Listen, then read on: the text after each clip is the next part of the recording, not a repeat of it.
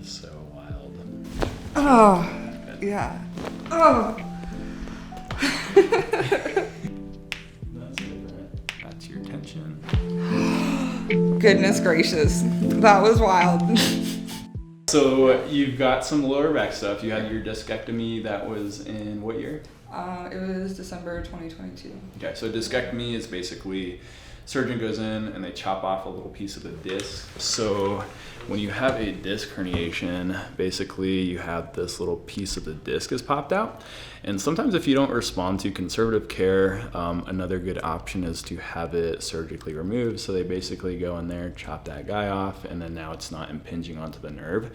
So normally they'll do that in cases where she's having numbness and tingling and weakness down the legs. Do you experience any of that stuff prior to? Yeah, I actually lost complete feeling in my right leg towards the end of it.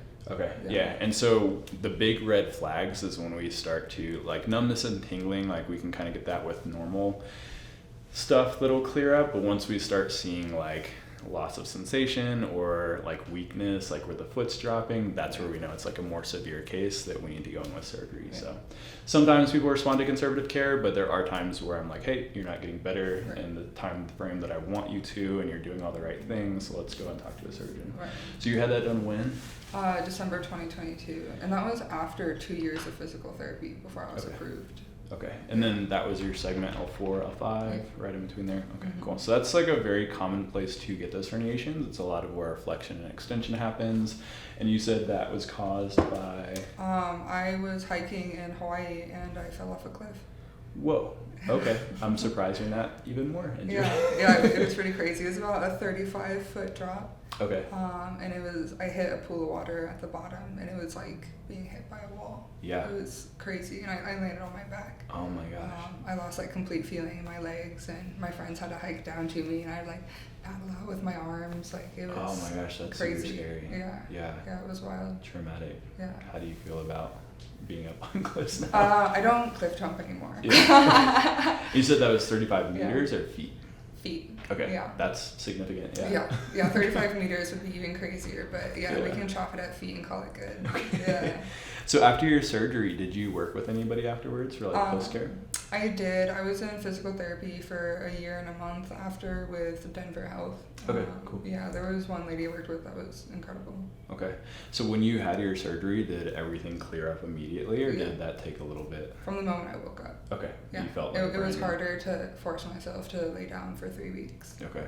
So yeah, it's really important, after these surgeries, that dysfunction is still kind of there, and that trauma that happened to that area is still there. And so it is important. A lot of times our body will want to lock up and not want to move because it knows that that's an area that will, exacerbate that condition that was there. Yeah. So physical therapy, chiropractic, all of those things were basically working to like reintroduce that motion to her body and kind of set her up for success so that she doesn't have that happen again. Obviously her stuff was from a trauma. A lot of people will get these disc herniations just through like repetitive use, sitting too long. Video gamers? Yeah, it's kind of everybody.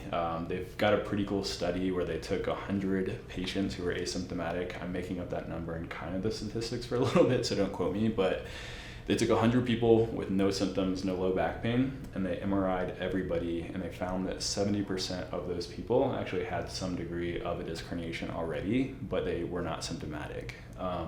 So that could have been something that you had there already, but when that accident happens, so it'll happen a lot in car accidents, you'll already have that, and then it'll pop up, and that actually is the source of pain. So I'm kind of doing a lot of education stuff today because disc herniations are very common and they do affect a lot of people. Your case is kind of cool, so we're going to work into that a little bit. So we'll work on the low back a little bit. I know you're nervous to get adjusted. Yes. On cases like these, you're not going to see me being extremely aggressive like how I am in other videos where we're adjusting the low back.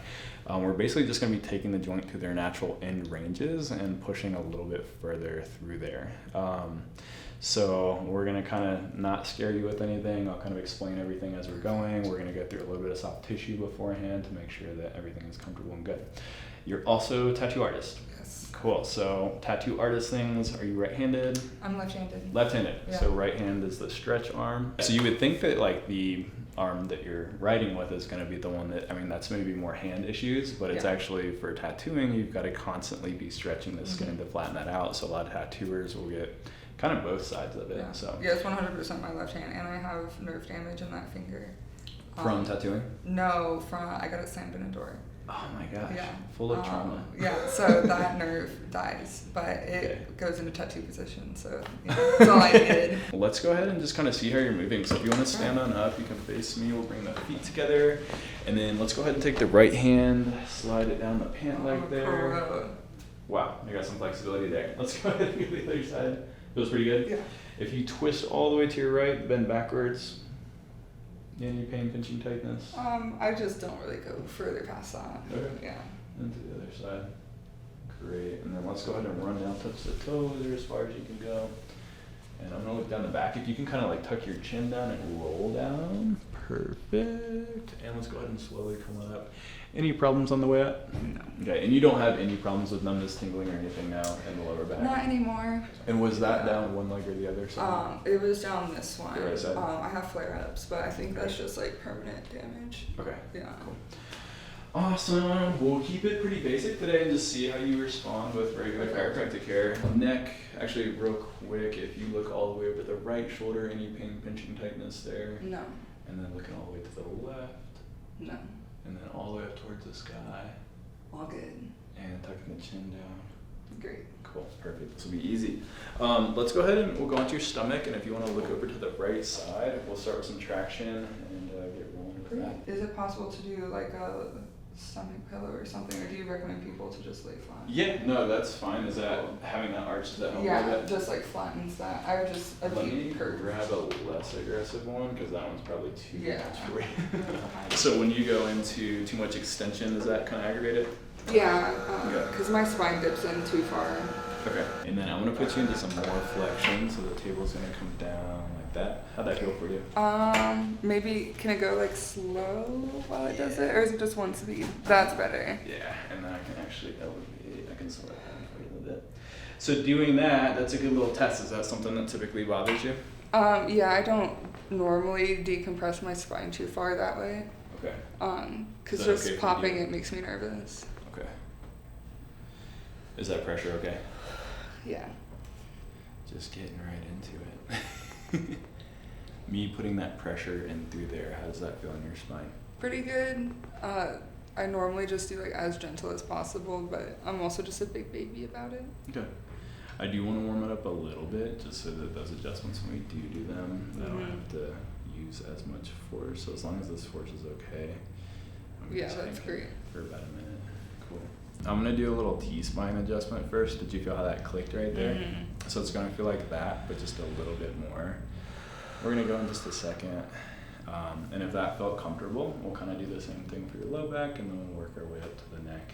Yeah, maybe just starting like mid and up, and just right off of like the actual like line right there. Cool. Dry needling is also like another option that we can create decompression there. We don't necessarily need to throw everything at you on day one. Once we adjust you, we'll kind of stand up and see if that feels any different with Great. those checks that we did before. Do you want me to pop this guy off? Yeah, thanks. Cool. Yeah, you're gonna come off, so I'm gonna take this guy down. Alright, let's go ahead. I'm gonna have you face me on your side over here. So your head can go right here.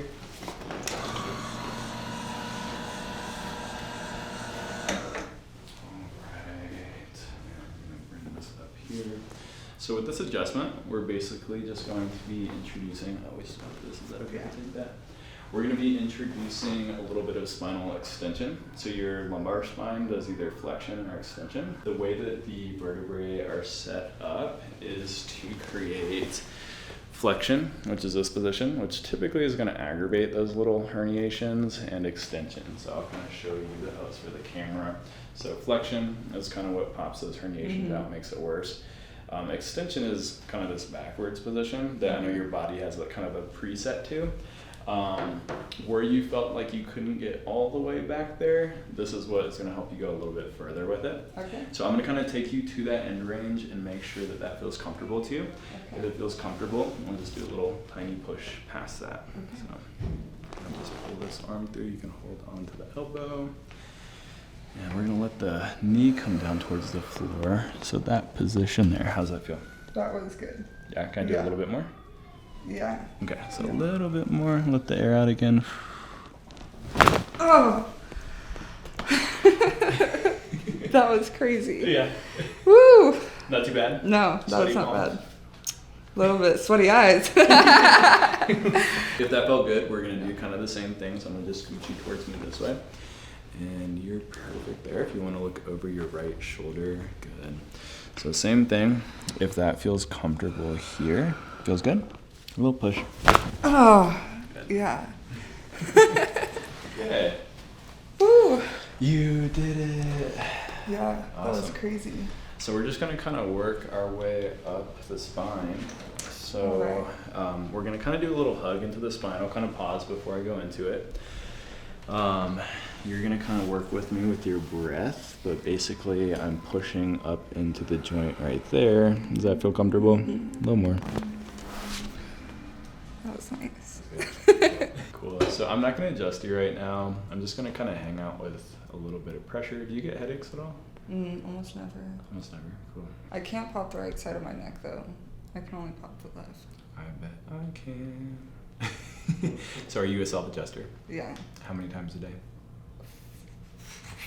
Shit. 4 or 5? I'd put you as a crack addict Yeah. in that category. Yeah. So a lot of people that do kind of self-adjustments, it'll feel good for a period of time, and then you feel like you have to do it again. And the reason is because you're adjusting those areas that are already moving really well. So you're making a mobile joint even more mobile. And so the area that's actually stuck remains stuck, and that's why you feel like you have to keep doing it. It's not necessarily an issue unless there is pain involved with it, and you're doing that as like a source of pain relief. You can eventually create some problems with like the ligaments that are holding that area together. And so the difference with like a chiropractic adjustment is I'm able to go in and find that area that's actually stuck and drive a force into that stuck area, and that will feel like you actually got that fully release. When you're kind of like pushing your chin to the side or grabbing the top of your head, doing that type of thing, force follows the path of least resistance. So you're going to get the joints, high up or low down that are already moving, and that stuck area just kind of stays stuck. So you said it's this side, the right side, that's feeling like it's not moving. When I'm pressing here, does that refer to any other areas like around the ears? Kind of, but it's pretty central. Okay, and that feels okay. Cool. Can we talk about your ear modifications? Yes. While we're here. I love my ears. Here, I'm gonna move your ear so Yeah. we can see them. What do we call these? Just elf ears. Elf ears? Yeah. I've wanted them since I was a kid. Yeah? How long have you had them for? About 1.5 years now. Okay. That's super cool. Yeah. Does it make you feel like an elf? It does. Like tattoos, mods make me feel more like myself. Yeah.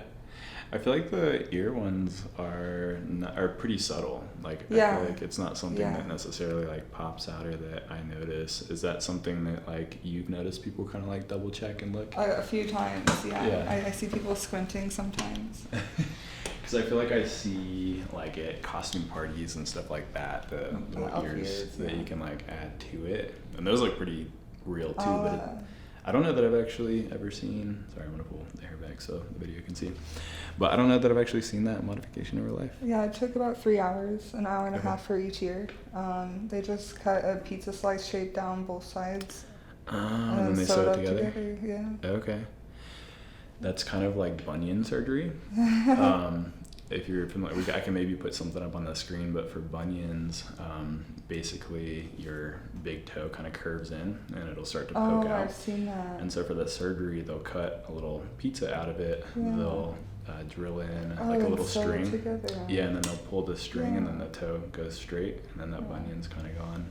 But they will come back if you don't fix the underlying dysfunction, which is usually comes from wearing too much shoes or too cushiony of a shoe, or just I like don't not have that exercising your problem. feet. Yeah, you got some good feet down there. Yeah, I'm barefoot 90% of my time. Even tattooing, I love having my shoes off. Yeah. Yeah, people can come for me. I don't care. I normally wear like barefoot shoes throughout the Yeah, week. that's. Don't look at my shoes right now. But yeah, the ears weren't bad. It didn't hurt at all. It was more of the wet crunching sound for a few hours. Ooh, yeah. Oh yeah, because you hear that. Brutal. Yeah, of the scalpel. I've had 3 ear surgeries. My sports were like boxing, wrestling, and jiu-jitsu. So I had like a bunch of cauliflower ear. Oh, And yeah. yeah, it's really weird when they scalpel into your ear and you're like, I can hear Way too everything much. happening. Yeah. Cool. So we're gonna get this neck adjustment in. All I want you to do is make your head really heavy. Just kind of, yeah, that's perfect. Being fully relaxed into the hands. And so do you feel how this spot is kind of locked out? Mm-hmm. All I'm gonna do is a little half push past that. Is that okay? Cool. So heavy head. Good. Oh my. Wow. And that was the side that you couldn't move before. Yeah, that was awesome. Feels a little bit. Yeah, that was great. Perfect. Cool. So yeah, same thing on this side. The heavier you can let the head be and just like melt into that table. That's your tension. Goodness gracious. That was wild. Gee golly. Oh. Made me sweat out my eyes. So nothing hurt so far. No, Yeah, that everything's was good. that was incredible. Cool. Woo! So what Yeah. we're gonna do now is just adjust every other little joint in your body. So all of the joints have a little synovial fluid in there. So all that cracking is little Oh, gas that's I being released. nonstop can pop every Cool. joint. Yeah. Like on command. It's pretty crazy. Like even my toes. Oh man, get the toes in there. That's different. So we call that crepitus when we can do that continuous crack like that. We're gonna get some foot people in the comments. So we'll be kind of quiet for the wrists. These are really important for you for what you do. Okay. Sorry, I know they're a little bit uncomfortable. Oh my goodness. That probably hasn't moved in a while. Yeah. That one was crazy. Yeah, one more. Oh, shut up. Whew, that was great. So we're gonna do a little pull. Then and then we'll get the toes in just a second. Good. Oh my. It's so good. Good. Oh, the pops. Okay. Good.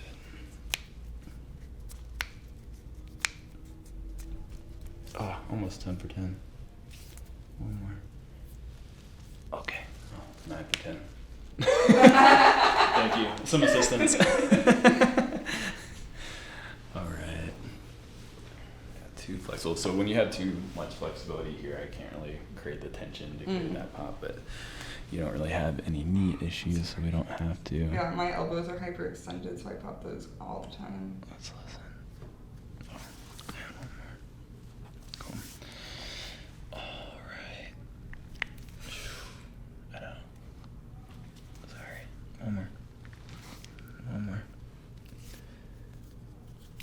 And we're gonna do one more. Okay. See if you have that same roll. Okay, yeah. That might take That'll a probably few never sets. go away. Yeah, and I'm not too worried about it once there's pain there. It's usually like scar tissue buildup. There's a lot of tendons, ligaments snapping over each other. So the biggest one you kind of noticed when you twisted and bent backwards, that was where we felt a little bit restricted. It was great range of motion, but you felt... Yeah, that actually feels Yeah. incredible. Okay, yeah, cool. Let's go to that's the other awesome. side just for fun. Yay, movement. Yeah, that's Cool. incredible. Yeah, let's do the dry noodles just for fun. Yeah, so this is my favorite treatment for disc herniation type stuff. It works really well for me when I have a flare up. I use it as kind of like a second resource. If somebody's not responding to chiropractic care, I'm still able to get the joint restriction to release without, it's a less aggressive way to do everything. Right. So, what I'm going to do. Yeah, I had like 6 epidurals, I think, total before surgery. So we're not going to go directly into where you had that surgical spot. A lot of times that scar tissue makes the needles hard to go through.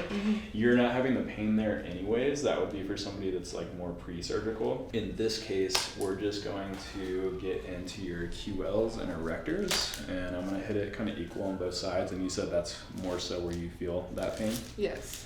Cool. I really like dry needling because we can be 3-dimensional with the anatomy. So we've got our erectors here that are going to be more superficial. For the QLs, I kind of come right outside of that, and then I'll find the top of the iliac crest, which is right here, and I'll just kind of poke onto that iliac crest. Ooh. So you doing okay? Yeah. Yeah, that twitch is okay. Does it feel a little dull, achy? It feels good? Yeah, I like it. Cool. So that's actually her bone right there. So I'm going to pull it out a little bit and then redirect up north. And now we're in her QL muscle. So that's how we kind of find that. Good. So it's a deeper muscle that we can't really get to with soft tissue. It kind of feels like probably a itch you can't scratch. Yeah. Cool. And then on this one, just to complete the circuit and kind of carpet bomb the area, this is her erectors coming in through the side, so I'm going lateral to medial. We're going to poke that in there. You might feel a little bit of a twitch. Good. Perfect. So that is a great circuit. We're going to do the same thing onto the other side. So same thing. We kind of find that erector tissue, and then I'll go right below that. We can feel her iliac crest, the top of it. So I'll hit the bone right there, and then I need to go a little bit north of that. So I go up, and now we're in QLs. How's that feel? A little tight, but yeah. Yeah, it kind of feels like almost like a dull, achy sensation, and that means we're in a good spot where there might be a little trigger point or just a tight area that we need to release. So same thing on this side. We're going to go into that erector tissue here. We'll go lateral to medial, might feel some twitches, and perfect. And I'm being nice with the dry needling today. If you respond really well to it, normally I'd search around and find where the nerve hits the muscle, and we'll get it to twitch a little bit more. But on the first session, I don't like to introduce it in that way. I think it's more comfortable hooking up a stim unit. And you said that you've had a TENS unit before? Oh yeah. So like the little sticky pads? Yeah. Cool. And do you use that for your low back? Not anymore, but pre-surgery. Okay. Let's see. Cool. So this is a little bit different. It's a little stim unit. So you'll feel movement happening. So we're going to start on the right side. I'm going to just slowly start increasing the intensity. Okay. Let me know when you start to feel anything. It'll feel kind of like a little heartbeat happening into the back. I already kind of feel it. Okay, is that a good spot, or do you want a little bit more? It doesn't need to be crazy intense. You can turn it up just a tiny bit. So you tell me when. A little less. That's good. Good. Okay, and then the left side, same thing. Let me know when that feels good. Right there. Awesome. I'm not going to throw the laser on with you today. We've done a lot of new things, so I want you to kind of experience what those things feel like separately. Normally I don't throw dry needling in at once, but we're making the video a little bit longer. So I'm curious to see how you feel tattooing the next few weeks with frequency, intensity, duration. Is there a point in your day where you feel like you kind of wear out or your back kind of... Absolutely. Yeah. I definitely have breaking points. How many hours do you typically get in before you feel that? About 6. It could be my max, comfortably. And is that typically when you stop your day? Yeah, I don't normally do bigger than 6 hours. Okay, cool. So yeah, are you working today or tomorrow? Day after tomorrow. So that'll be your little test run. See if you can get done a little bit longer. Cool. I'm gonna take these out, and we'll get up and move around, and you'll be skipping out of here. So that left side is out. Oh, that was so awesome. Yeah, hang tight for a second. And you are all good. So if you come in with the camera, you can actually see the circulatory response that happens when we have needles in there. So a lot of acupuncture is looking at having that full body circulatory response. I'm looking at it mainly as a muscle reset, but sometimes we'll get that little additional benefit there at the same time. So you are needle free. If you feel like you want to come on up and move around, check that out, see how it feels. Table got a little taller. Right. Go ahead and roll through those movements again. I feel like my extension gets a lot better. Yeah.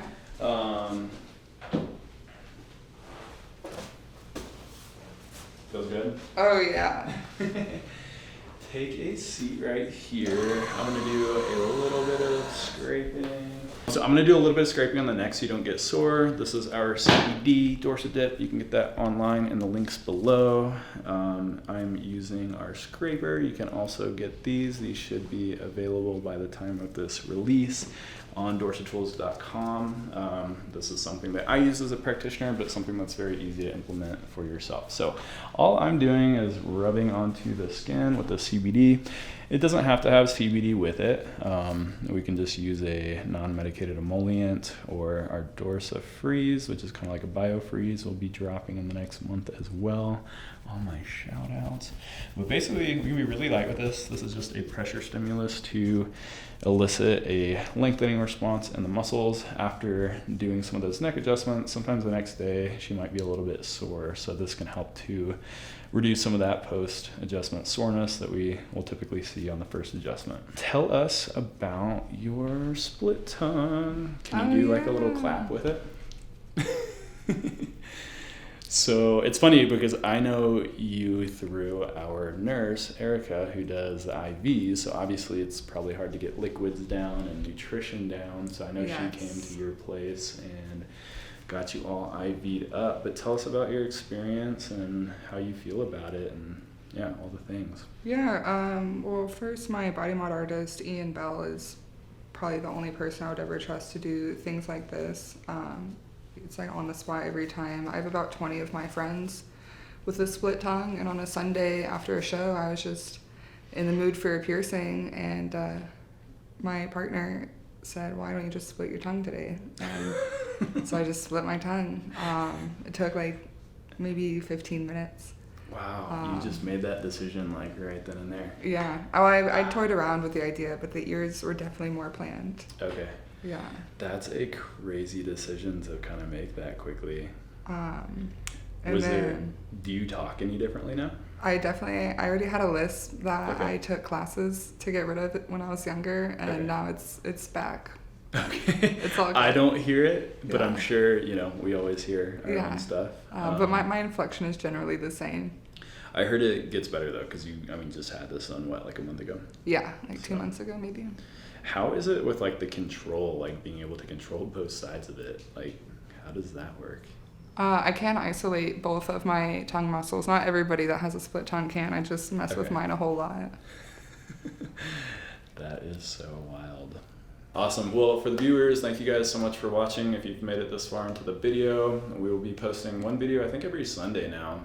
We've got them all stocked up, so hit that follow button if you want to see more of this style content. Thank you. We're high five. Sundays are for Dorsa.